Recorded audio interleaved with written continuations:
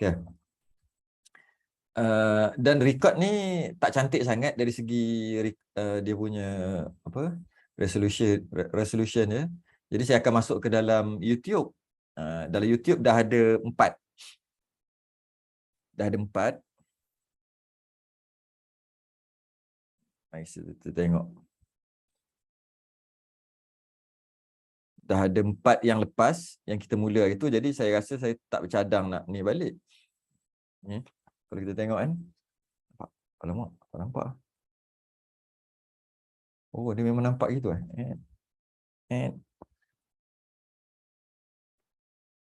tak nampak lah.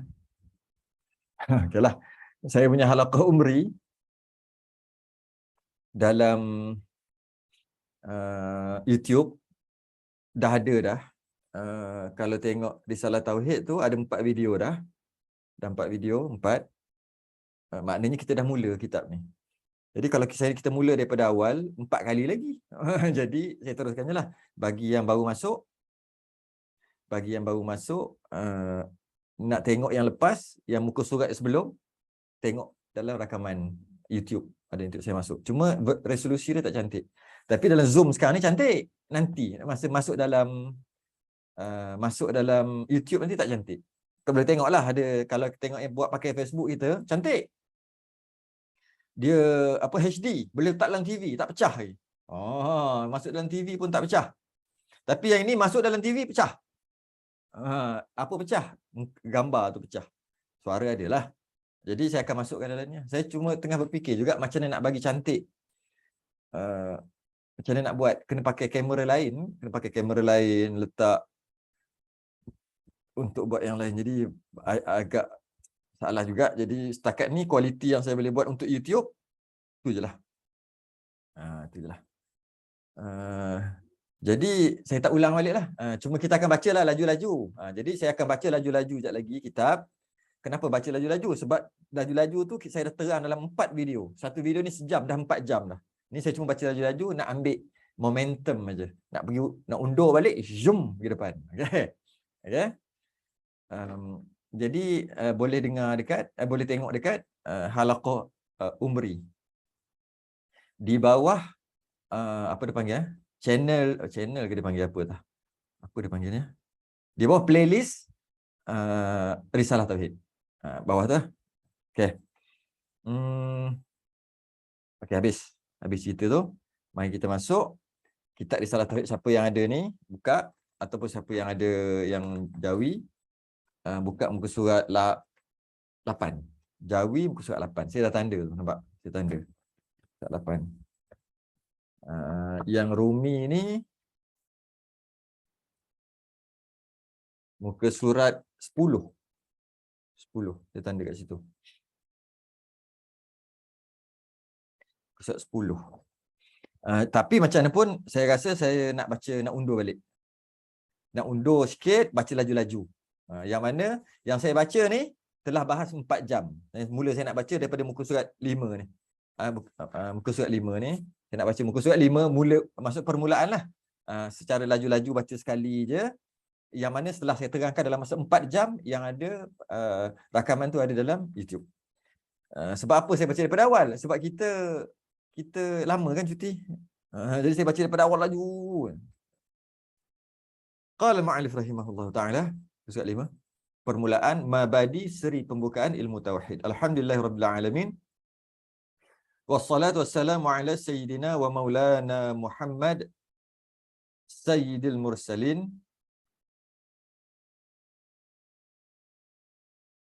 wa khatamin nabiyyin wa ala alihi wa sahbihi ajma'in. Perkataan mabadi itu bahasa Arab jamak daripada mabda. Asal maknanya. Mabadi ni maknanya asal.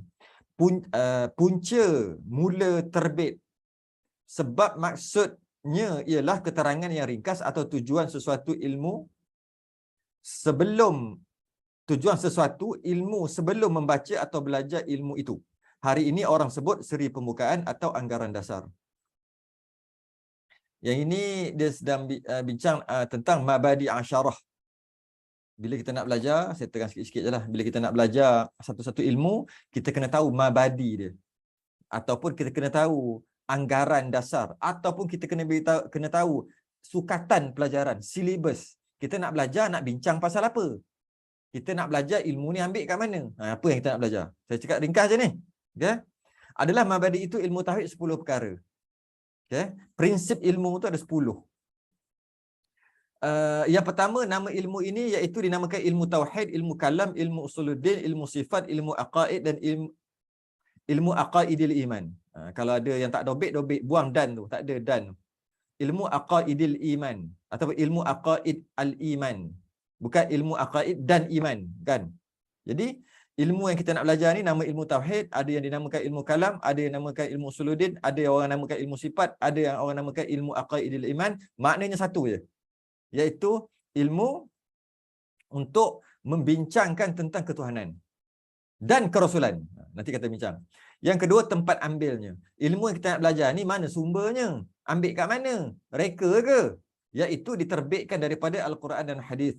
Ilmu yang kita nak belajar ni, ulama ambil daripada Quran dan Hadis, dia proses sehingga jadi ilmu, nama ilmu tauhid. Okay. Jadi sumbernya Quran Hadis lah.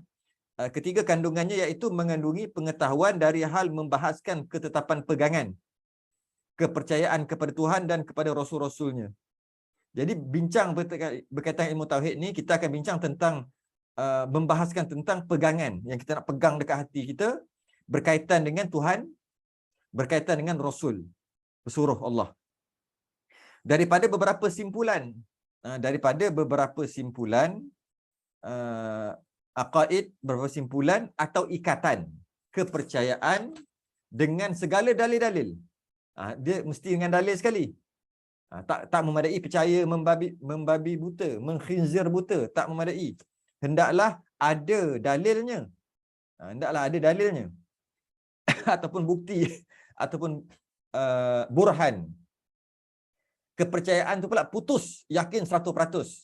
Sekira-kira menaikkan perasaan bekerja dan beramal menurut bagaimana kepercayaan itu. Dengan kita nak menjalani kehidupan dengan kepercayaan yang kita pegang tadi tu. Itu tujuan belajar ilmu tauhid, supaya kita hidup kita ni dengan jalanan tadilah. Yang keempat, tempat bahasnya atau maudhu'nya kepada 4 tempat. Yang pertama, pada zat Allah Ta'ala dari segi sifat-sifat yang wajib baginya, sifat-sifat yang mustahil atasnya, dan sifat yang harus padanya. Kita bincang tentang zat Allah. Dengan maksud, bincang sifat Allah. Itu maksud dia. Yang kedua, pada zat Rasul. Diri Rasul tu. Dari segi sifat yang wajib bagi Rasul, sifat yang mustahil baginya, baik atasnya, dan sifat yang harus padanya. Jadi maknanya, belajar tauhid juga belajar tentang Rasul. Bukan tentang Tuhan aja. Tentang Rasul pun belajar juga. Yang ketiga, pada segala kejadian, dari segala jirim-jirim dan arad-arad, sekira-kira keadaannya itu jadi pertunjukan atas dalil dan dalil atas wujud yang menjadikan dia. Yang ketiga pula, bincang tentang jirim. Tentang kita ni lah makhluk. Saya tak akan terangkan satu persatu. Arad tu apa benda pula? Tengok rakaman lepas. Saya dah bincang banyak lebar bab ni. Saya cuma sekali lalu aja. Jadi kejadian jirim, kejadian makhluk-makhluk ni semua kena belajar juga. Nak belajar tauhid lah, bukan nak belajar tentang makhluk. Belajar makhluk untuk kenal Tuhan. Belajar makhluk juga, wajib juga, tapi untuk kenal Tuhan. Jadi apa maksud belajar ilmu tauhid? Maksud belajar ilmu tauhid adalah belajar tentang makhluk. Dengan kita faham makhluk, maka kita faham Tuhan. Wa fi anfusikum afala tubsirun. Pada diri kamu tak tengok ke ada Tuhan? Ni bunyi bahasa makrifat lah tu. Kat diri kamu tak tengok ke ada Tuhan? Bukannya Tuhan duduk kat kita. Bukan. Dengan kita melihat diri kita, maka kita tahu ada Tuhan. Maka ada tanda-tanda Tuhan dekat diri kita. Ataupun ada bukti-bukti Tuhan dekat diri kita. Sebab tu kena belajar tentang diri, tentang makhluk juga. Yang keempat, pada segala pegangan dan kepercayaan dan kenyataan yang didengar daripada perkhabaran Rasulullah SAW seperti hal-hal syurga, neraka dan hal-hal kiamat. Yang termasuk belajar ilmu tauhid adalah belajar tentang bukan tentang Tuhan, bukan tentang Rasul, bukan tentang makhluk. Makhluk kita ni atas dunia, bukan. Tentang cerita, khabar yang Nabi cerita. Yang mana benda tu tak boleh fikir. Syurga tak boleh fikir. Syurga ada, nak fikir macam mana? Nabi bagi tahu, percaya je. Tu dia panggil pegangan kepercayaan. Dan saya pun dah bahas panjang lebar dalam bab ni. Jadi macam dosa, pahala, nak fikir je mana? Jap, fikir macam mana dosa tu, macam mana? Tak boleh fikir. Tak boleh fikir. Mana boleh? Memang kita takkan boleh fikir. Sebab dosa-dosa, pahala-pahala, nak fikir macam mana? Percaya saja, percaya. Jadi ada 4 lah. Pertama, cerita tentang Tuhan kita, cerita tentang pesuruh Tuhan kita ataupun Rasul, cerita tentang kita, iaitu makhluk, supaya dengan kita kenal kita boleh kenal Tuhan. Yang keempat, cerita tentang cuma dikhabarkan pada kita aja. Bagi tahu kita percaya gitu aja. Kita pun tak boleh nak fikir. Kita pun tak boleh nak fikir. Cuma percaya di situ. Jadi 4 benda. 4 benda. Yang kelima, yang kita nak belajar ilmu tauhid, faedah ilmu ini iaitu ilmu dapat mengenal Tuhan dan percaya Rasul dan dapat kebahagiaan hidup di dunia dan di akhirat yang kekal. Dengan faedah ilmu ni. Pada belajar ilmu tauhid, kita akan kenal Tuhan, kenal Rasul, bahagia dunia akhirat. Okay? Ini pun saya dah bahas panjang lebar dalam rakaman yang lepas, boleh tengok dekat YouTube. Nisbah ilmu ini dengan ilmu dengan lain-lain ilmu, iaitu ilmu ini ialah ilmu yang terbangsa kepada agama Islam yang paling utama. Dalam Islam banyak ilmu. Tapi dalam banyak-banyak ilmu, nombor 1 ilmu tauhid. Ilmu fiqh, ilmu tasawuf semua duduk nombor 2, 3, nombor ilmu matematik, ilmu bintang, ilmu falak semua duduk nombor 1 tauhid. Nombor 1. Yang menghantarkan iaitu yang pertama, mereka yang mengatur titisan ilmu tauhid dengan mendirikan dalil-dalilnya untuk menolak perkataan mereka yang menyalahi ialah daripada ulama-ulama yang masyhur. Siapa yang apa dia panggil lah? Siapa yang susun ilmu ni, buat cantik-cantik, buat bab-bab, buat fasal-fasal supaya senang kita faham. Ilmu ni daripada awal, cuma siapa yang susun? Namanya Imam Abul Hasan Al-Asy'ari dan Imam Abu Mansur Al-Maturidi. Mereka yang susun, bukan mereka yang susun.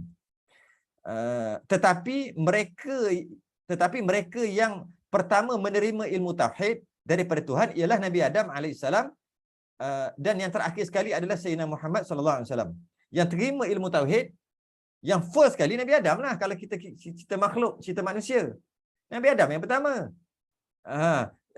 Habis itu Imam Abul Hasan Al-Asy'ari dia tolong susun.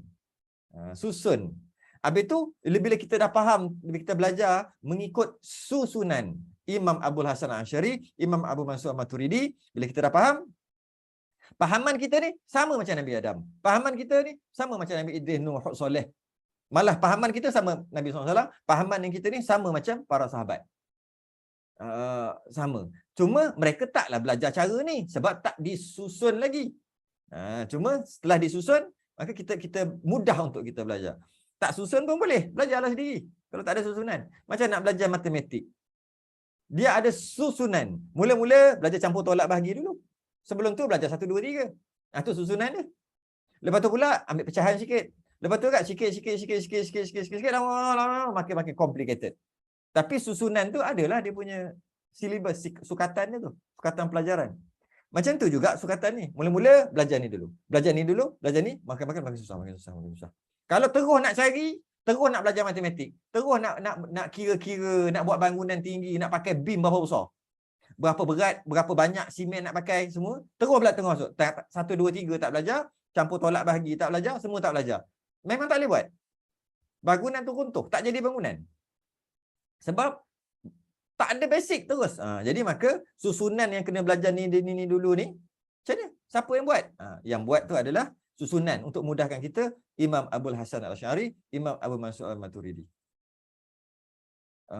Yang kelakarnya, saya dapat video baru ni. Baru je dapat, semalam. Ada seorang tu, dia cakap dalam YouTube, dia kata, ada orang kata, Imam Syafi'i berpahaman sama macam fahaman Imam Abu Hasan Al-Asy'ari. Dia pun keluar, dia kata, Imam Abdul Hasan Asy'ari pada 200 lebih. Dia lahir. Dia wafat 300 lebih. 300 Hijrah. Sedangkan Imam Syafi'i lebih awal daripada itu. Lebih awal daripada itu. 100 lebih. 100 lebih Hijrah. Macam mana Imam Syafi'i nak berpahaman macam pahaman Imam Abu Hasan Asy'ari? Tak logik. Dia kata gitu. Sabar dulu. Salah tu faham gitu. Imam Syafi'i memang akan faham macam mana kita faham setelah kita belajar kaedah, cara yang Imam Abdul Hasan Al-Asy'ari buat. Sebiji macam Imam Syafi'i. Tapi Imam Syafi'i tak lahir lagi waktu tu. Imam Syafi'i tak lahir lagi. Imam Abu Hasan tak lahir lagi. Imam Syafi'i lahir dulu. Dah wafat lama dah. 100 tahun wafat. Barulah Imam Abu Hasan Asy'ari buat kaedah ni. Macam ni dia boleh faham. Pahaman tu sama. Kaedah tu, kaedah susunan tu tak ada. Memang tak ada. Cuma dia buat cara je. Cara. Contoh dia macam ni untuk faham. Macam ni. Kita baca Quran setelah kita belajar tajwid dengan guru tajwid, dengan ilmu tajwid, sebiji macam Nabi baca. Nabi baca macam tu lah kita baca. Dengunya kat mana, panjangnya kat mana. Tapi Nabi, dia tak belajar tajwid. Ilmu tajwid baru aja. Ilmu tajwid, Nabi dah wafat 500 tahun, 400 tahun. Dah wafat 400 tahun. Barulah ada ilmu tajwid. Tapi bila kita belajar ilmu tajwid dan kita baca Quran, bacaan kita sebiji macam Nabi baca. Jadi kita kata, betul kata, macam mana pula boleh baca sebiji? Macam mana pula macam tu? Sedangkan masa zaman Nabi mana ada ilmu tajwid lagi? Memang pun. Ulama selepas pada tu yang susun. Susunnya tujuan nak baca sebiji macam Nabi. Samalah. Samalah cerita ni. Ceritanya Imam Abu Hasan Asy'ari nak bagi, bila dah belajar dengan cara dia, dapat faham dia sebiji macam Nabi. Malah sama Nabi Adam pun sama. Sama. Cuma memanglah tak ada, memang dia lahir lambat, tapi dia buat kaedah, dia buat susunan, dia susun. Dia buat silibus. Yang ni dulu belajar, yang ni dulu macam ni, macam ni, macam ni. Jadi kelakar dia kata gitu. Dia kata mengarut. Sifat 20 ni mengarut sebab ada ke kata Imam Syafi'i faham sama macam belajar sifat 20. Sifat 20 baru dia kata gitu. Dia tak faham maksudnya. Tak faham. Maksudnya pahaman tu yang sama. Cara berbeza. Imam Syafi'i belajar cara lain. Kaedah lain. Tak tahulah kaedah macam mana. Dia tengok Quran direct kot. Kita tengok Quran direct, pening kepala. Tak tengok makna, baca Quran pun dah tak faham. Ini kan tengok makna, tak faham benda pun. Tiba-tiba nak cari tentang ketuhanan dalam tu. Tiba-tiba dia tolong susun. Bila tolong susun, dapat faham. Faham tu sebiji macam Imam Syafi'i. Bukan Imam Syafi'i. Fahaman sebiji macam Nabi Adam. Tu dia kata kat sini. Nabi Adam. Jadi walaupun zaman Nabi Adam tu, Imam Abu Hasan Asy'ari tak lahir tak apa-apa je, puluh ribu tahun lagi, tapi fahaman tu sama setelah belajar cara tu. Cuma kaedah tu je baru, ataupun penyusunan tu baru. Natijah ataupun kesan ataupun hasil dia sama.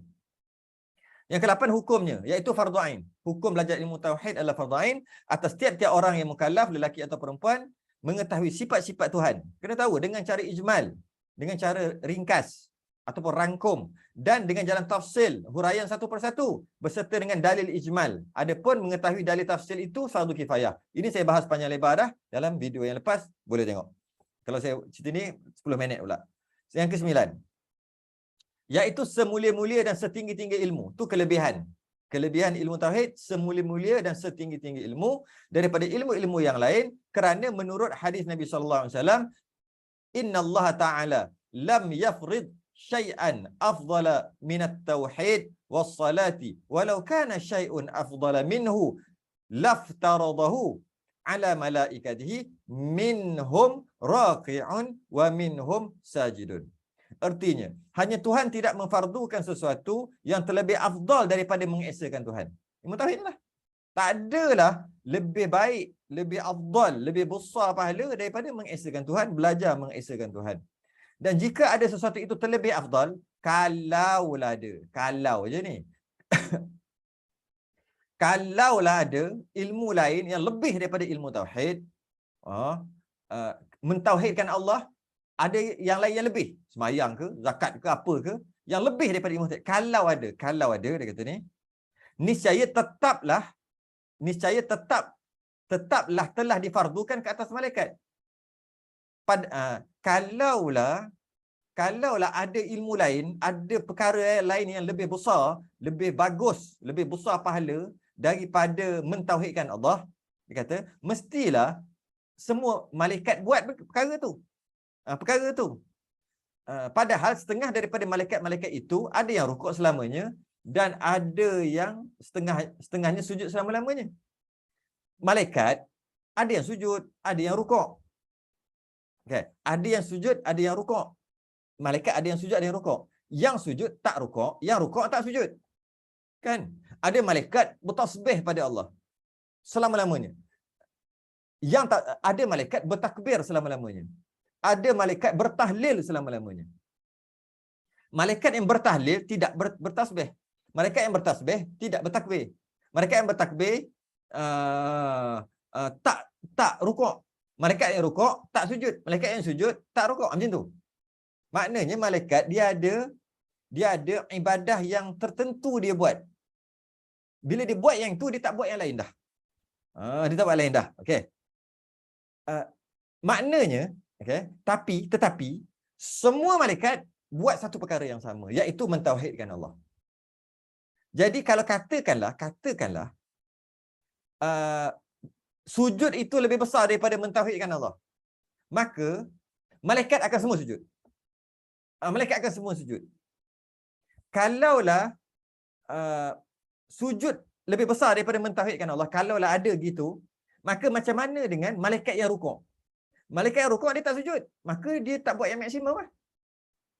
Dia cuma rukuk je, tapi dia tak sujud. Sedangkan sujud paling besar, lebih besar daripada mentauhidkan Allah.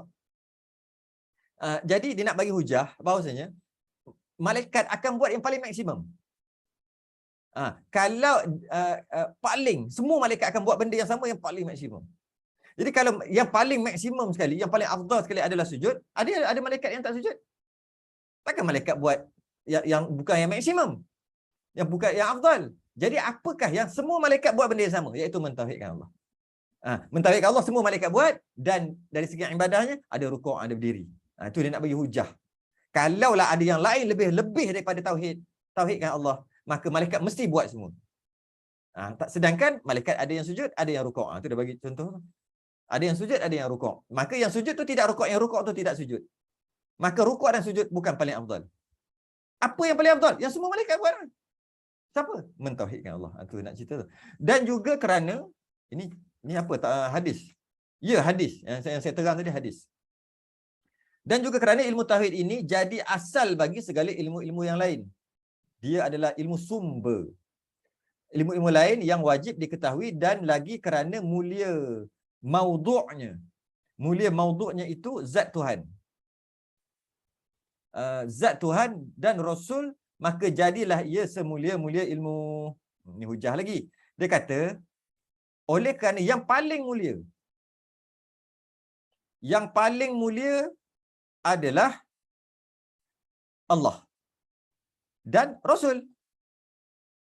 Allah dan Rasul paling mulia. Maka membincangkan tentang yang paling mulia, dia mulia jugalah. Tu nak cerita tu. Membincangkan tentang yang paling mulia, automatik dia mulia juga.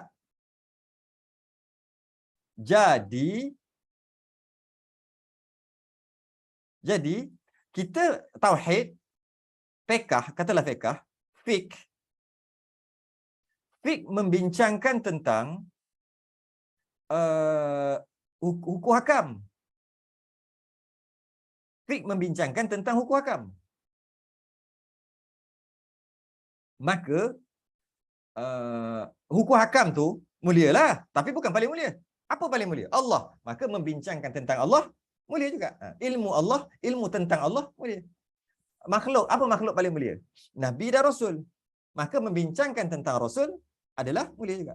Betul lah, kita nak cerita tu.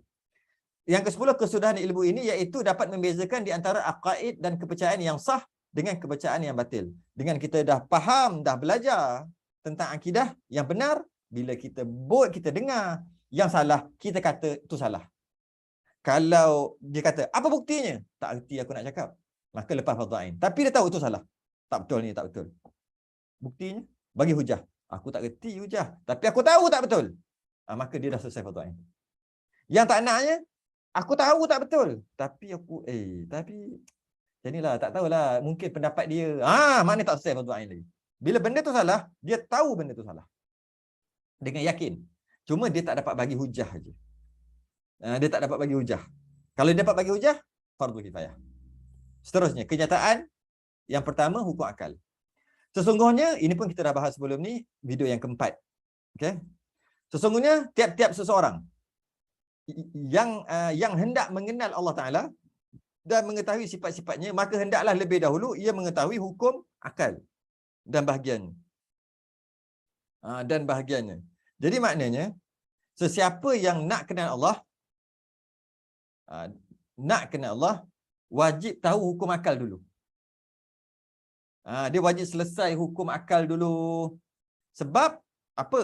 Sebab maka wajiblah lebih dahulu ia mengetahui akan hukum akal dan bahagiannya.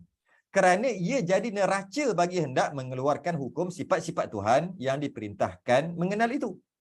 Kita wajib kenal sifat-sifat Allah. Nak kenal sifat-sifat Allah, neraca dia akal. Dengan akal yang sempurna baru boleh kenal. Tanpa neraca tadi, hukum akal, maka tak boleh kenal. Jadi sesat. Okay? Sekalipun permulaan wajib atas tiap-tiap mukallaf mengenal Tuhan, walaupun setiap orang awwaluddin ma'rifatullah, awal agama kenal Allah. Dia kata gitu, walaupun gitu, tetapi permulaan wajib untuk mengenal sifat-sifat Tuhan itu ialah mengetahui hukum-hukum akal. Awal agama mengenal Tuhan. Tapi nak kenal Tuhan kena pakai akal. Nak kenal Tuhan kena pakai akal. Jadi kena tahulah akal kita ni macam mana. Dah faham tentang akal kita dan dipandu, barulah boleh kenal pengertian hukum akal. Ini pun saya dah bincang yang lepas, maka saya baca laju-laju. Hukum akal itu ialah menetapkan suatu perkara kepada suatu perkara yang lain atau menafikan satu perkara kepada perkara yang lain. Dengan tidak berkehendak kepada dicuba. Tak perlu test. Tak perlu dicuba pada menetapkan sesuatu perkara itu. Kita baca dulu. Bersalahan hukum adi, hukum adat. Dan tidak tergantung kepada sesuatu perbuatan yang diperbuat oleh mukallaf. Bersalahan hukum syar'i, hukum syarak. Okey. Untuk kita faham hukum akal ni apa, mari kita faham hukum adat secara ringkas dulu.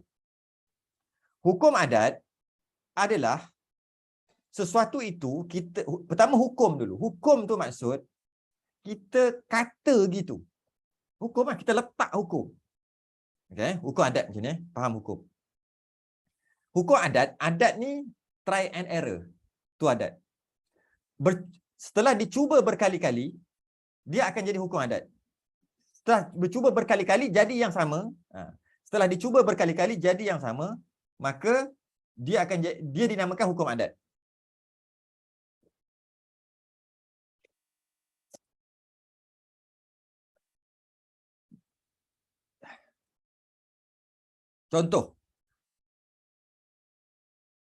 Contohnya,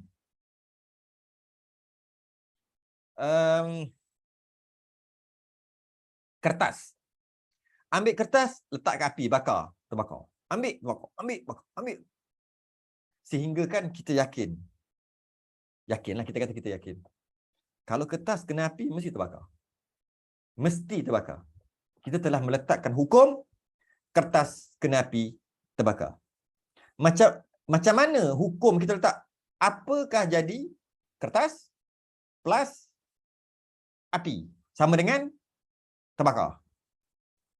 Kita ambil kat mana sama dengan tu? Sama dengan tu hukum. Terbakar tu hukum. Kita ambil kat mana? Try and error. Try terbakar. Sampai puas hati. Memang terbakar. Memang terbakar. Maka itu terpanggil hukum adat. Hukum adat. Ambil air, jiru, basah. Ambil air, jiru, basah. Ambil air, jiru, basah. Kita boleh letak air, kena kita jirus sama dengan basah. Basah tu hukum. Mana dapat tu? Mana dapat tu? Dapat daripada try and error. Makan kenyang, makan kenyang, makan kenyang, makan kenyang, makan kenyang, makan kenyang, makan kenyang, makan kenyang, makan kenyang. Sampai puas hati. Sampai puas hati. Oh, puas hati. Dah puas hati dah? Dah. Dah puas hati. Maka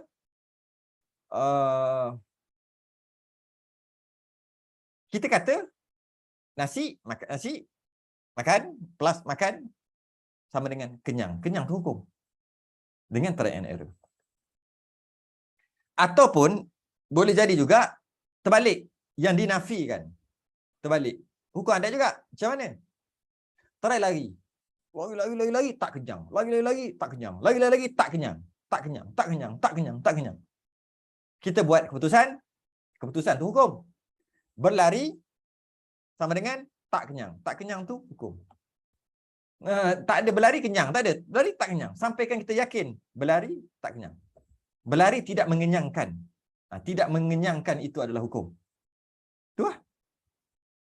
Lompat tak basah. Lompat tak basah. Lompat tak basah. Maka kita dah buat jadi hukum. Kalau melompat tidak membasahkan.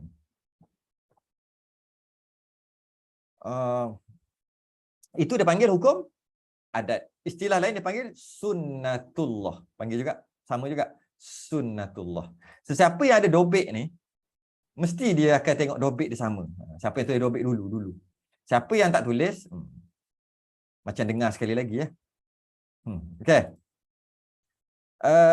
Hukum syarak pula, dia ada 3. Hukum akal, kita akan menjajak lagi. Hukum adat, hukum syarak. Hukum syarak pula, dia tak kira dengan try and error. Bukan. Hukum ni keputusan. Tadi keputusan setelah try and error kan, panggil hukum adat. Syarak, dia tak perlu try and error. Dia tak ada try and error. Habis macam mana boleh dapat hukum syarak ataupun keputusan syarak? Dia dapat melalui Rasul. Melalui Quran dan hadis lah, senang cerita. Quran kata makan babi haram. Haram. Tak payah try and error. Tak payah. Tak boleh pun nak try and error.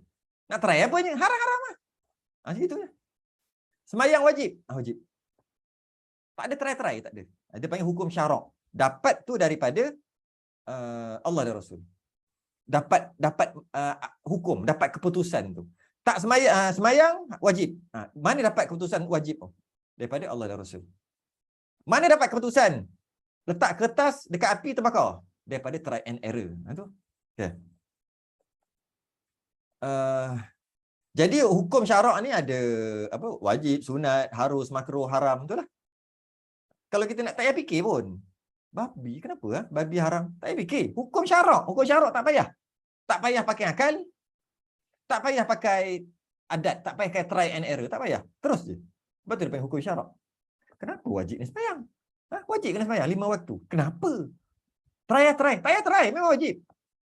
Ataupun fikir. Tak payah fikir, memang wajib.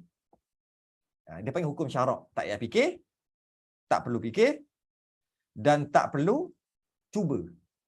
Tak perlu cuba. Ambil daripada Quran dan hadis. Dia panggil hukum syarak. Hukum akal baru boleh faham. Lepas dah faham 2 tu. Hukum akal pula adalah penetapan ataupun penafian sesuatu hukum berdasarkan akal fikiran sahaja. Tak perlu syarak bagi tahu, tak perlu try and error. Dia panggil hukum akal. Pakai akal aja. Gajah atau unta masuk lubang jarum. Tanpa membesarkan lubang jarum, tanpa mengecilkan unta. Apa hukum dia? Hukum. Keputusan dia apa? Unta masuk lubang jarum. Unta ni bukan kita kecilkan unta, bukan? Dan bukan kita besarkan lubang jarum. Bukan. Tidak. Unta masuk lubang jarum. Mustahil. Tak logik. Itu hukum dia. Itu keputusan. Perlu tengok Quran hadis? Tak payah. Perlu try and error? Try and error. Kau nak ambil unta tu masuk? Tak payah. Pakai akal je. Pakai akal. innal ladzina kazzabu bi ayatina wastakbaru anha la tufattahu lahum abwabus sama' wala yadkhulunal jannah. Orang yang mendustakan ayat Allah, sombong, tak dibukakan pintu langit dan bumi. Mereka tak masuk syurga. Wala yadkhulunal jannah hatta yalijal jamalu fi sammil khiyat. Tak masuk syurga tu apa? Tak masuk syurga tu macam mana? Hingga unta masuk ke lubang jarum. Orang yang mendustakan ayat Allah tak masuk syurga. Tak sungguh. Tak tu macam mana? Unta masuk lubang jarum. Apa dia? Mustahil. Gitu. Mustahil. Itu ayat Quran surah Al-A'raf. Tak perlu dicuba berkali-kali. Tak perlu. Pakai akal, dah tahu, mengarut. Dah pakai akal, mengarut. Pakai akal, kata, betul, mesti. Contoh, kucing bertanduk. Sehingga kucing bertanduk. Kucing bertanduk, apa keputusan? Nak pakai apa? Kata nak pakai apa? Pakai syarak. Ada tak dalam Quran hadis? Menceritakan berkemungkinan kucing bertanduk. Tak ada. Maka tak boleh pakailah syarak. Okay. Ada tak adat? Ukur adat pula. Adat ni kebiasaan lah. Kucing bertanduk. Kucing bertanduk. Maksudnya tengok buat kacuk ni try and error. Buat gitu, buat gini, cari kucing-kucing jenis-jenis kucing semua kan. Tak jumpa kucing bertanduk. Maka mustahil. Mustahil apa? Setelah kita pakai neraca adat. Pakai neraca adat, kebiasaan, maka kita kata mustahil kucing bertanduk. Mustahil kucing bertanduk. Sebab kita pakai neraca adat. Okay. Kalau pakai neraca akal, pakai neraca syarak, tak jumpa dalam Quran hadis. Pakai neraca adat, kita tengok memang tak ada kucing bertanduk. Mustahil lah. Mustahil apa? Adat. Adatnya tak ada. Tak jadi. Itu pakai neraca adat. Pakai neraca akal, mustahil tak? Tak mustahil. Harus. Tak mustahil. Kucing bertanduk. Sebab pakai akal. Boleh tak Allah nak buat? Boleh. Itu sedikit bincangan. Habis kita ulang kaji. Dah berapa lama? Ulang kaji je tu. 50 minit dah. Allah. Oh tadi depan 45 minit. Ulang kaji saja. Macam mana nak masuk ni? Kita masuk sikit kot.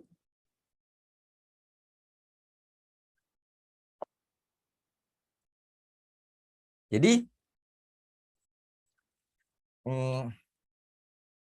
itu kesimpulan khulasah yang saya ambil daripada 4 jam yang kita bahas bulan 1 hari tu. Bulan 1 dan bulan 2. Awal bulan 2 kot. Lepas tu tak ada dah. Pertengahan bulan 2 tak ada, akhir bulan 2 tak ada, bulan 3 tak ada, bulan 4 tak ada, bulan 5 tak ada, bulan 6. Bulan 6. Okay, baru tu balik. Jadi sebab tu saya buat ulang kaji. Dalam masa 4 jam tu saya buat dalam masa 40 minit. 4 jam jadi 40 minit. Baik. Nak tak nak kena masuk sikit. Wallahu alam dah boleh dah ni. Last 9 bulan 2. Tu. Orang yang follow ada? Okay. Takkan tak masuk sikit kan? Kita masuklah sikit.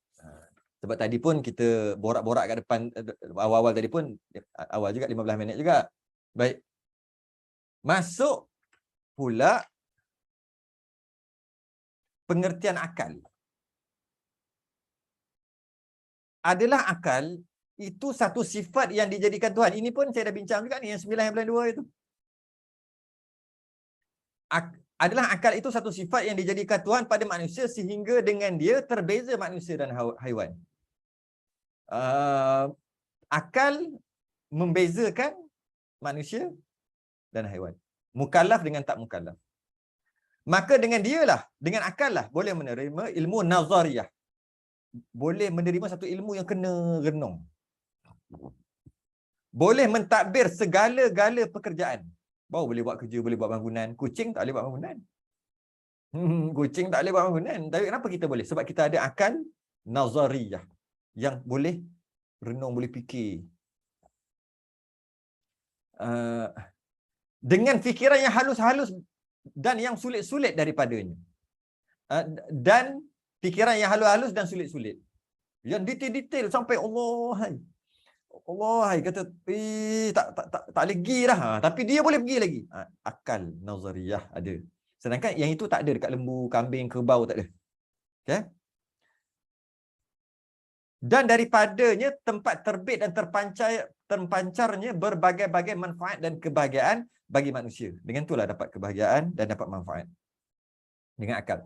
Tetapi kiranya akal itu bersendirian, akal saja, maka tidak dapat akal sejahtera. Tak boleh. Kalau akal sahaja. Akal waras, akal yang sihat, tak dapat. Dengan akal sahaja, bersendirian. Ya?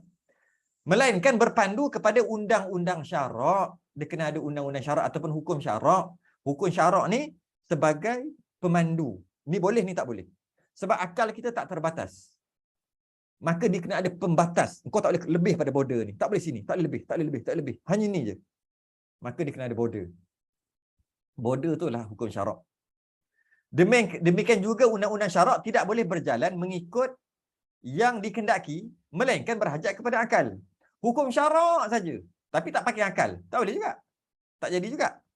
Walhasil antara kedua-duanya itu berlaziman dan berhajat antara satu sama lain. Akal berhajat kepada syarak, syarak berhajat kepada akal. Barulah sempurna akal tadi tu. Dan saya ada cerita sikit lah kan, ujung-ujung hari tu, ujung-ujung kuliah hari tu, kelas ni, berkaitan dengan orang Barat, orang Taiwan, Allah jadikan akal mereka nazariyahnya sangat tinggi. Suka berfikir. Mereka Taiwan, Korea, Jepun, belah-belah Barat, UK kan, belah-belah Barat. Mereka mempunyai akal nazariyah yang tinggi, yang tak ada dekat orang Melayu. Kat Nusantara tak ada. Nusantara tak ada akad nazariyah, dia tak tinggi setinggi mereka. Sebab tu mereka boleh cipta macam-macam kelengkapan. Semua daripada sana. Daripada belah-belah Jepun, Taiwan, belah-belah Korea, belah-belah UK, belah-belah Amerika sana. Sebab mereka mempunyai nazar yang sangat tinggi. Allah kurniakan pada mereka. Tapi oleh kerana mereka tak ada syarak, maka akal mereka tidak dipandu. Jadi huru-hara. Cerdik. Tapi tak dipandu oleh hukum syarak. Sebab tu kena ada border. Kita, Allah tak nak anugerahkan akal nazariyah yang tinggi, sebab tu kita tak boleh buat kereta. Kereta yang kita kata kita buat tu, Proton Pro 2 tu, bukan semua kita. Banyak import. Enjin dah apalah ambil mana-mana. Buat sendiri. Tak ada. Semua ambil Mitsubishi lah, apalah. Ambil yang luar. Cuma sebahagian besar daripada kereta tu kita buat sendiri. Cuma ada part-part tertentu kita tak boleh buat. Tak sampai kita punya akal nak buat. Mesin basuh apa semua, ada yang tak sampai. Ada part-part yang kena import. Tak boleh buat. Kita tak ada setinggi itu. Akal nazariyah kita. Tapi kita ada kelebihan. Kelebihan kita, Islam free of charge. Islam percuma dapat. Lahir-lahir tu Islam. Mereka lahir-lahir kafir. Kita berbudi bahasa lemah lembut. Diorang kerja tak gitu. Dia orang tak gitu. Tambah belah-belah Arab lagilah. Kerja nak bergaduh aja. Jadi kita ada kelebihan kat situ, ada kekurangan kat tempat lain. Maka sebab itulah Allah bagi Islam kat kita percuma.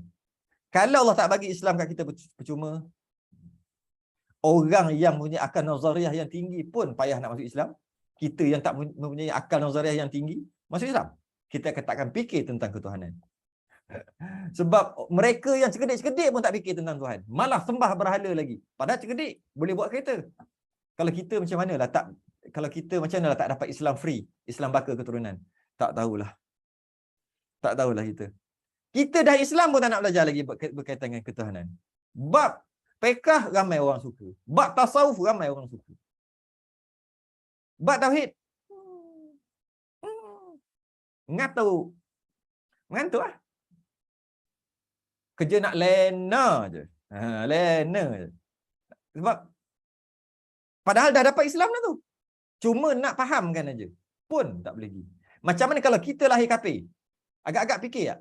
Dengan keadaan kita, otak kita sekarang ni, agak kita fikir tentang Tuhan. Memang tak. Kalau lahir sembah berhala lah. Mujurlah Allah bagi free Islam. Tapi itulah, Allah kurangkanlah nazariah. Itu last kita bincang kan. Orang Melayu pula, kelebihan dia pula, mudah dilentur. Tak perlu perang. Malah tak perlu Rasul untuk hantar. Rasul Melayu, tak perlu. Hanya hantar Wali Songo cukup. Dekat Indonesia. Hantar Wali Songo cukup. Hantar tok-tok guru. Sebagai mendakwah raja-raja. Terus masuk Islam. Lembutnya hati kita. Itu kelebihan kita. Mudah dilentur, mudah patuh. Kenapa Arab terima Bani Israel, terima Rasul ramai? Sebab mereka sangat susah untuk dilentur. Hantar Rasul pun tak beriman. Kita hantar tok-tok guru dah beriman dah. Maksud kita tu keturunan kita. Cukup dah. Kalau hantar Rasul kepada Bani Melayu, saya rasa semua jadi wali. Hantar wali, ulama aulia aja. Wali-wali aja. Dah beriman. Itu hebat kita. Kenapa kita tiada akal? Siapa ada soal, boleh soal dekat tu, saya boleh baca ni. Kenapa kita tiada akal nazariah? Bukan tiada akal nazariah. Ada akal, tapi tak setinggi mereka. Kalau tak ada akal nazariah, tak ada akal nazariah, gila lah. Akal ada, cuma cukup-cukup makan. Malah fikir. Malah. Kan? Itu je. Malah fikir sangat. Fikir sikit-sikit aja. Cukuplah. Dapat makan esok cukuplah. Lepas tu kita tak terror main catur. Berapa step? Tok.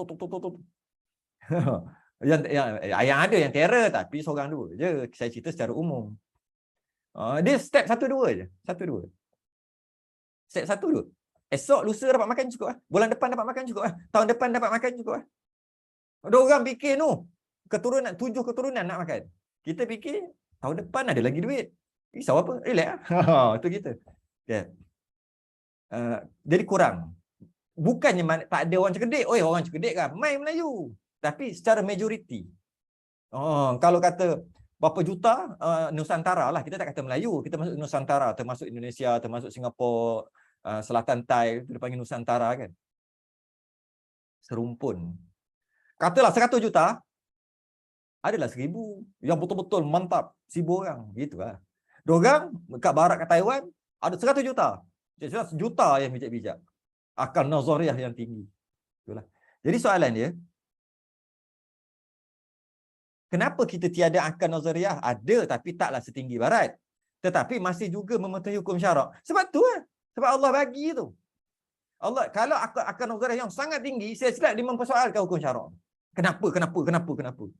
Sebab tak tinggi sangat tu yang kita sami'na wa ta'na, patuh. Okey.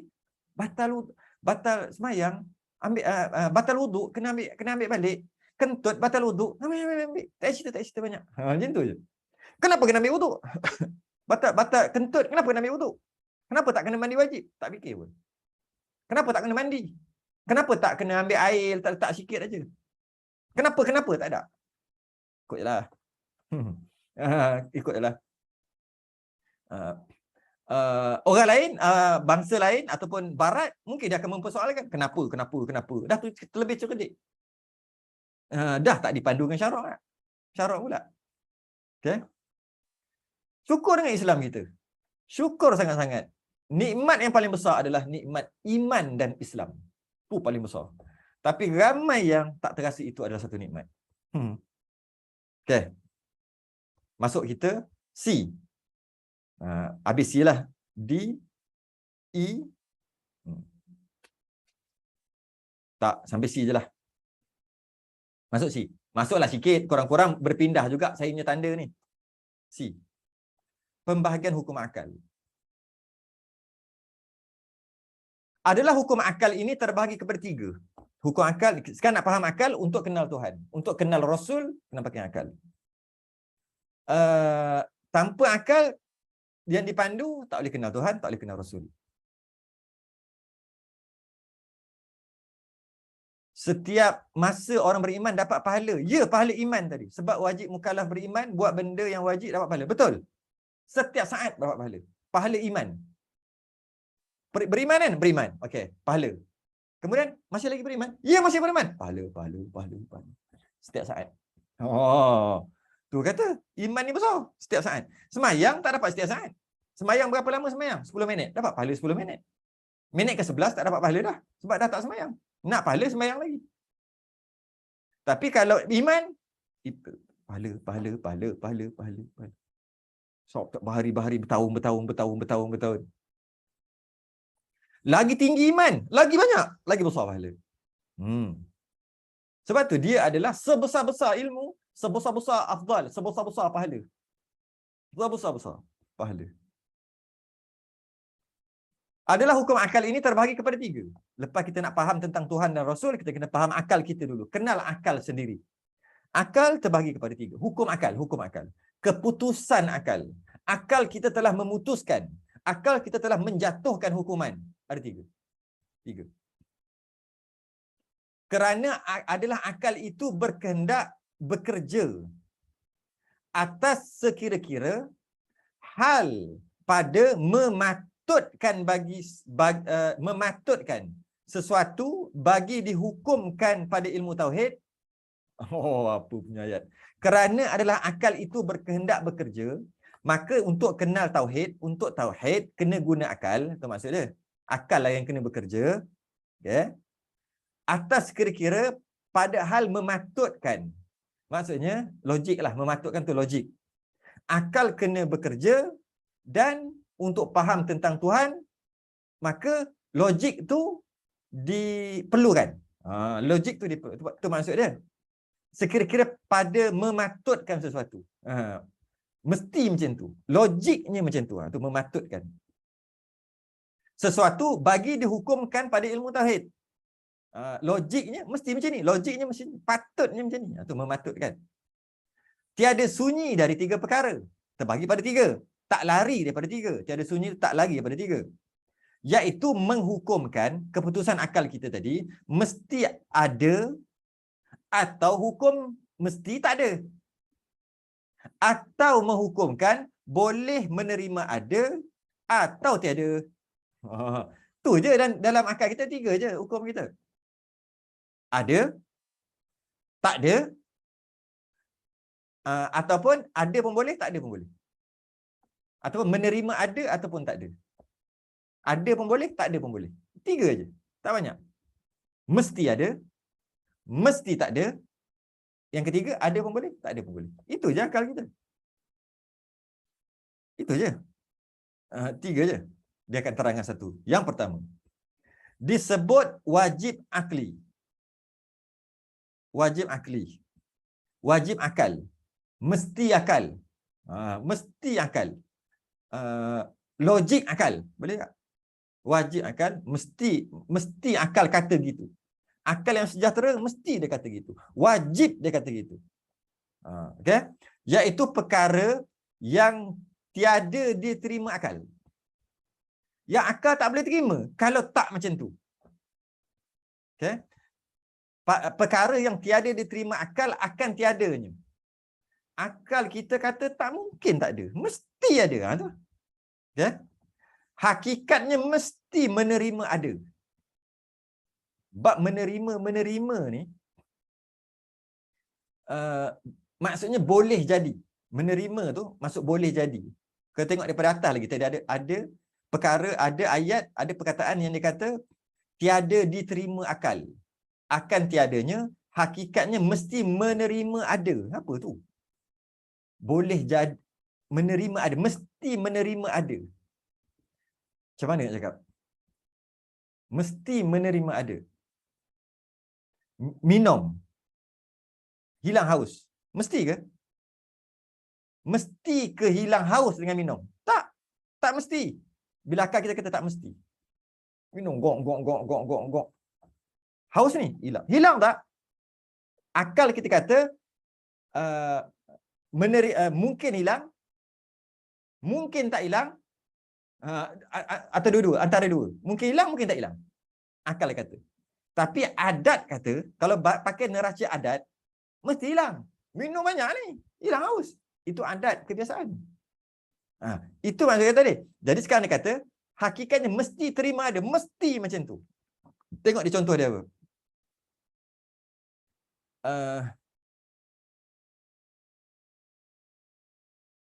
Okay. Yang demikian, tengok contoh dia. Yang demikian, apakala dikatakan wajib bagi Allah bersifat qidam, maka maksudnya ialah mesti ada Tuhan bersifat qidam. Bila kita kata, kalau Tuhan-Tuhan ni qidam, iaitu tidak ada permulaan, akal kita akan menerima mesti yang dinamakan Tuhan tak ada permulaan. Barulah namanya Tuhan. Akal kita akan terima yang itu aja. Kalau ada permulaan, mesti bukan Tuhan. Kalau ada permulaan, bahasa lain. Bila maksud ada permulaan, daripada tak ada, lepas tu ada. Tak ada, ada. Itu maksud ada permulaan. Bila ada permulaan? Bila dia ada tu lah. Bila dia ada, maka dia adalah permulaan. Sebelum tu dia tak ada. Lepas tu dia ada. Allah tak gitu. Maksudnya kalau Allah tak ada, sampai satu waktu, ada. Maknanya ada permulaan. Cuma permulaan tu juta, ribu, juta tahun, bilion tahun dulu. Walaupun bilion tahun, ada tak mula? Ada. Adakah Allah gitu? Akal yang sejahtera kata, tak boleh gitu. Tak boleh. Itu bukan Tuhan. Kalau macam tu, itu bukan Tuhan. Itu dia maksud. Kita akan bahas bab qidam panjang lebar lah nanti. Jadi, kalau namanya Tuhan, okay, kita tengok ada makhluk, ada sesuatu itu, ya, dia boleh terima ada, boleh terima tak ada. Perkataan terima lagi, menerima tadi. Contohnya mouse ni. Mouse ni boleh ada, boleh tak ada. Dua-dua boleh terima. Dia nak ada pun boleh, dia nak tak ada pun boleh. Maksudnya, kalau buat-buat, dia ada. Kalau tak buat, dia tak ada. Maka mouse ni terima ada dan terima tak ada.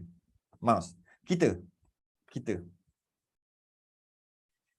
ni boleh ada, boleh tak ada. Kita ni jenis yang boleh ada, boleh tak ada. Jenis. Spesies yang boleh ada, boleh tak ada.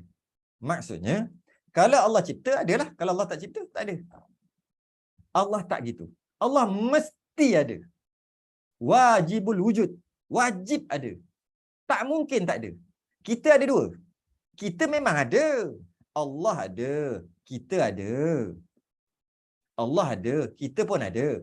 Tapi ada kita ni, yang mana ada kita, memang dah ada. Boleh ada, boleh tak ada. Tapi kita dah ada. Kalau kita tak ada boleh? Boleh. Mati tak ada. Allah tidak gitu. Allah satu je, iaitu ada. Bukannya Allah boleh ada, Allah boleh juga tak ada. Tapi Allah ada. Itu sama macam kita. Dia panggil wajibul wujud. Mesti ada. Adanya Allah tu pula bukan dijadikan. Tidak dijadikan. Bukan daripada tak ada, lepas tu ada setelah dijadikan. Tidak. Maknanya Allah tu ada daripada ada. Tak ada daripada ada saja. Jenis yang ada. Sebelum tu ada, tak habis-habis. Ada. Maknanya jenis ada. Kita ni jenis ada dan tak ada. Jika tak dijadikan, tak ada. Kalau dijadikan, ada. Kita ada dua. Maknanya kita ni menerima tak ada. Kita ni boleh kalau nak tak ada.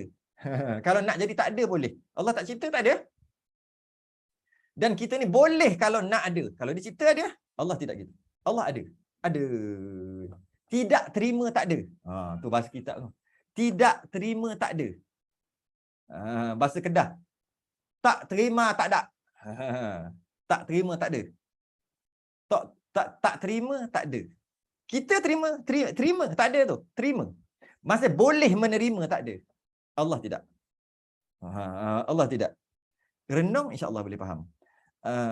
Jadi dia kata wajib akli, akal kita kata apa maksud wajib akli? Perkara yang tidak terima akal akan tiadanya. Mesti kena ada. Hakikatnya mesti menerima ada. menerima ada. Yang demikian apabila dikatakan wajib bagi Allah bersifat qidam, maka maksudnya ialah Allah mesti ada Tuhan yang bersifat qidam. Mesti kena ada. Tuhan yang tidak ada permulaan. Mesti. Yang kedua, disebut mustahil akli. Ini lawan aja, senang aja. Iaitu perkara yang tiada terima akal akan adanya. Mustahil ada. Akal kita tak terima kalau ada. Hakikatnya mesti tiada, dia kata. Dan demikian, yang demikian, apabila dikatakan mustahil Tuhan baharu, maka maksudnya tiada sekali-kali Tuhan itu baharu. Tuhan tu baru tu maksud dijadikanlah. Baru-baru ni dijadikan. Apa maksud baru? Tak ada, lepas tu ada. Tu maksud baru. Yang kita kata baru kita ni baru tu maksud dia tak ada, kemudian dia ada. Tak kisahlah bila-bila pun, dulu-dulu juta-juta, bilion-bilion tahun pun tak kisahlah. Janji tak ada, lepas tu ada. Bila tak ada, lepas tu ada, itu adalah baharu. Bila baharu, dia adalah makhluk. Mustahil Tuhan adalah baharu. Mustahil Tuhan adalah tak ada, lepas tu ada. Sebab kalau tak ada, lepas tu ada, kenapa mustahil? Kerana kalau lah tak ada, lepas tu ada, maknanya ketika ada tu, mesti ada yang jadikan. Yang menjadikan Tuhan tu lah Tuhan yang sebenar. Kena lagi tu. Maknanya, kalau tak ada, lepas tu ada. Mustahil. Tak mungkin. Itu bukan Tuhan. Tak mungkin gitu. Tak mungkin. Tuhan itu baharu ataupun dijadikan. Yang ketiga, disebut harus akli. Akal kita putuskan ni. Dah dua dah akal kita putuskan. Yang pertama, mesti kena ada. Yang kedua, mesti kena tak ada. Yang ketiga, harus. Iaitu, perkara yang akal kita terima ada dan tiada. Akal kita boleh terima. Ada pun boleh terima, tak ada pun boleh terima. Dengan jalan berganti-ganti. Itu nanti dulu. Maka hakikatnya boleh menerima ada dan tiada seperti keadaan seorang itu ada kalanya boleh bergerak, ada kalanya boleh diam. Kita makhluk kadang-kadang boleh gerak, kadang-kadang boleh diam. Macam mana?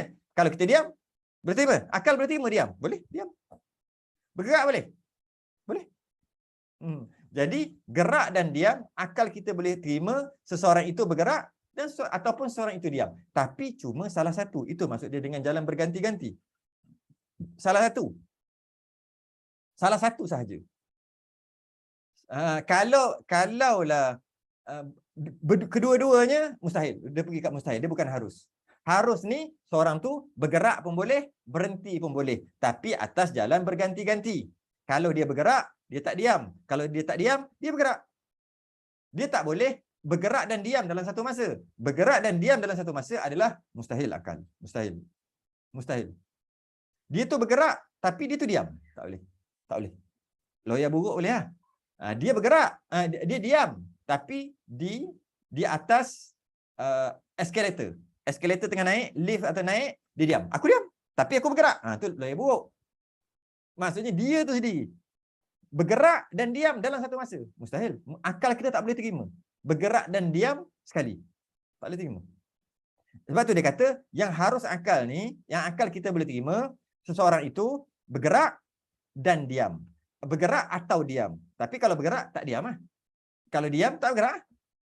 Itu dia maksudnya. Yang ketiga, akal kita harus disebut harus akli, iaitu perkara yang diterima akal. Akal kita boleh terima, logik lah maksudnya, adanya dan tiadanya. Ada pun boleh terima, tak ada pun boleh terima. Dua-dua. Dengan jalan berganti-ganti. Maka hakikatnya boleh terima ada dan tiada seperti keadaan seorang itu ada kalanya boleh bergerak, ada kalanya boleh berdiam. Kalau dia bergerak, bergeraklah tapi tak diam. Kalau dia diam, diamlah tapi tak bergerak. Dua-dua tak boleh, mustahil. Maka tiga perkara perlu direnung. Wajib akal, wajib akli, dengan maksud mesti kena ada. Mesti, tak boleh tak ada. Tidak boleh tidak. Mustahil, mesti tak ada. Tidak boleh ada. Mesti tak ada. Akal kita takkan terima kalau kata ada. Yang ketiga, nak ada pun boleh, akal boleh terima. Tak ada pun boleh, akal boleh terima juga. Tapi berganti-gantilah, bersilih ganti, bukan sekaligus. Itu je. Itu kunci dia dulu. Nabi wajib akal berkata benar. Ini bagi orang yang dah faham, baca kat komen tu. Nabi wajib akal berkata benar, kita wajib syarak berkata benar. Ini panjanglah nak cerita balik. Cuma itulah bila dah faham hukum akal dengan hukum syarak dengan hukum adat, maka kita fahamlah tentang yang lain-lain boleh faham. Antaranya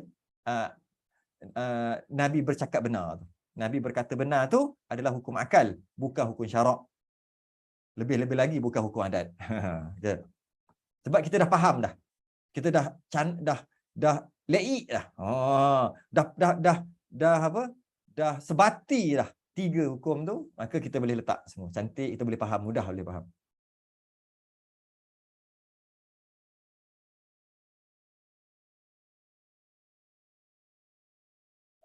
Jika dikatakan Allah bukan qidam, niscaya ada yang membaharukan Allah. Ni boleh keluarkan tak? Soalan ni tak boleh. Oh, boleh tekan-tekan je. Kan boleh keluarkan. Okay. Jika dikatakan Allah bukan qidam, niscaya ada yang membaharukan Allah. Ada yang buat dia. Ya. Adakah tukang membaharukan Allah juga bersifat dengan baru? Tak. Bukan, dia tak gitu, okey. Dan sekiranya yang membaharukan Allah itu bersifat baru, maka terjadilah tasalsul, ya. Jadilah tasalsul, jadilah daur dan tasalsul. Soalnya, bagaimana dengan adanya tasalsul ini menafikan wujudnya makhluk? Bagaimana dengan adanya tasalsul ini menafikan wujudnya makhluk? Bagaimana dengan adanya tasalsul ini menafikan wujudnya makhluk? Bukan. Tasalsul ni kalau tasalsul menafikan wujudnya Tuhan, bukan makhluk, dia jadi berpusing. Bukan menafikan wujudnya makhluk. Sebab kita tak boleh nak bincang makhluk dah. Kita tak cakap Allah, kita cakap Tuhan. Tuhan, dia Tuhan, tapi dia dijadikan. Dan dia dijadikan. Yang menjadikannya Tuhan yang lain lah maknanya. Maknanya, automatik dia bukan Tuhan. Tapi katalah nak kata Tuhan juga. Suka tiah nak kata Tuhan. Padahal bukan Tuhan lah. Dah dijadikan bukan Tuhan. Okay, maka yang menjadikan tu Tuhan yang sebenar. Yang menjadikan Tuhan yang didakwa Tuhan ni, Tuhan yang sebenar. Tuhan yang sebenar ni dijadikan juga. Tasalsul lah. Jadi tasalsul lah. Jadi daur berpusing-pusing. Jadi maka Tuhan ni pula yang menjadikan Tuhan yang kedua ni, siapa yang jadikan dia? Tuhan lain. Itulah Tuhan sebenar. Tuhan yang sebenar ni pula siapa yang jadi? Sebenarnya ada jadi. Tu bukan Tuhan sebenar juga. Tuhan lain tu yang sebenar. Akhir sekali katalah kita nak ambil daur, kita nak jadikan daur. Yang first tadi, mula-mula tadi, dia yang jadikan Tuhan yang ini. Jadi 4 tu berpusing. Berpusing. Daur, tak habis-habis. Maka kat situ menafikan Tuhan. Kalau nak kita menafikan makhluk apa? Kalau dah dijadikan tu memang makhluk. Kat situ yang terjadinya menafikan kewujudan Tuhan. Tasalsul. Tak boleh lagi. Pusing. Jadi mana Tuhannya? Tak ada. Semua Tuhan ataupun semua makhluk. Nak kata semua Tuhan tak boleh. Sebab semua dijadikan. Dia berpusing-pusing. Jadi sebenarnya semua makhluk. Mana boleh semua makhluk? Siapa yang jadikan? Dia ni jadikan dia ni. Ni jadikan ini. Ni jadikan ni. Ni jadikan ni. Yang ini pula jadikan yang awal balik. Pusing. Maknanya semua makhluk lah. Sebab semua jadi. Mana boleh? Itu jadi mustahil tu. Itu jadi mustahil tu. Jadi tasalsul, jadi kata bagaimana dengan adanya tasalsul menafikan kewujudan makhluk. Sebenarnya menafikan kewujudan Tuhan. Sebenarnya menafikan kewujudan Tuhan itu sendiri. Bukan menafikan kewujudan makhluk. Sebab kalau kita nak kata menafikan kewujudan makhluk pun boleh. Tapi macam mana pula nak menafikan kewujudan makhluk? Sedangkan semua tu jadi makhluk. Sebab maksud makhluk adalah dijadikan. Bila dia dijadikan, semua makhluk. Yang first, yang tak dijadikan, itulah Tuhan sebenar. Itulah Allah. Yang first. Tapi tak ada. Dah nama tasalsul. Dia jadi tak habis-habis. Maka semua makhluk. Sebab dia jadikan. Di kat situ. Dia menafikan kewujudan Tuhan. Bukan menafikan kewujudan makhluk. Sebab semua jadi makhluk. Tuhan yang didakwa Tuhan tu makhluk sebab dia dijadikan. Okey? 10:52. 10:52. Cukup setakat tu dulu. Melekat sampai hilang gam. Lamanya. Bahagian wajib akli. D. Bahagian wajib akli. Lama sikit untuk first ni kerana tadi kita borak kat awal-awal tu 15 minit kat awak. Lepas tu kita pun first start balik, kita ulang sikit tu lama. Nanti hari-hari biasa mungkin tengok pada saya punya larat lah. Kalau kelang kabut sangat, mungkin kita dalam 40 hingga 50 minit. Kalau paling-paling pun sejam. Taklah sampai lebih. Ni untuk kali first time nak mula balik lah. Nak ambil momentum balik. Lagipun esok rasanya macam tak ada kuliah esok ni. Rasanya lah. Jadi tak apalah, lambat sikit. Jadi kita akan sambung akan datang. Siapa yang baru masuk, 58 orang ni, siapa yang baru masuk, maknanya dia tak tengok yang dulu-dulu lah. Maka yang dulu-dulu tu boleh tengok dekat Halaqah Umri YouTube. Ada rakaman yang bulan 1 hari tu. Boleh tengok kat situ. Lepas tu next Rabu depan kita akan start lagi. Next Rabu sekali lagi, mungkin saya buat di Kedah ke apa. Saya tak tahu saya ada Kedah waktu tu. Ataupun macam mana tak tahu lagi. Kemudian itulah start hari Rabu. Start hari Isnin kita akan mengaji bab haid daripada awal. Saya akan buka kitab barulah hari Isnin. Zoom juga, atas permintaan orang nak Zoom. Lebih terasa kelas. Kalau Facebook dia kata tak rasa kelas sangat. Rasa macam terbuka macam tu. Ini khas kan. Jadi tak apalah, buat pakai Zoom pun boleh, no problem lah. Subscribe pula. Apa dia panggil lah? Apa dia panggil? Subscribe. Yang bayar tu, bayar Zoom tu apa dia panggil?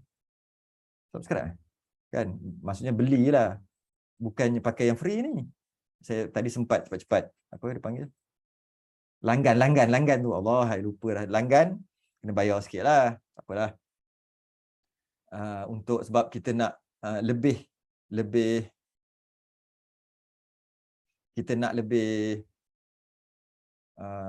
masa. Sebab kalau yang free 40 minit aja.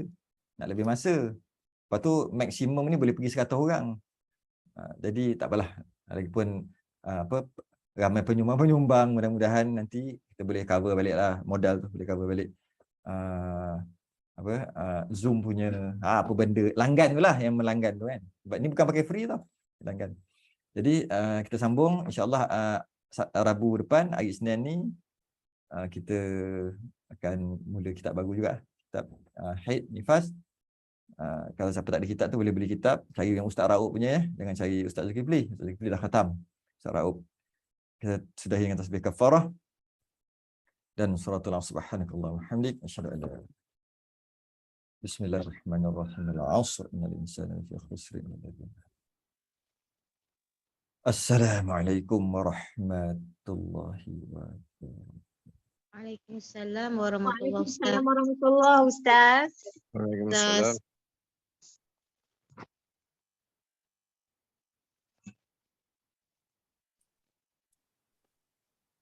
Assalamualaikum Ustaz.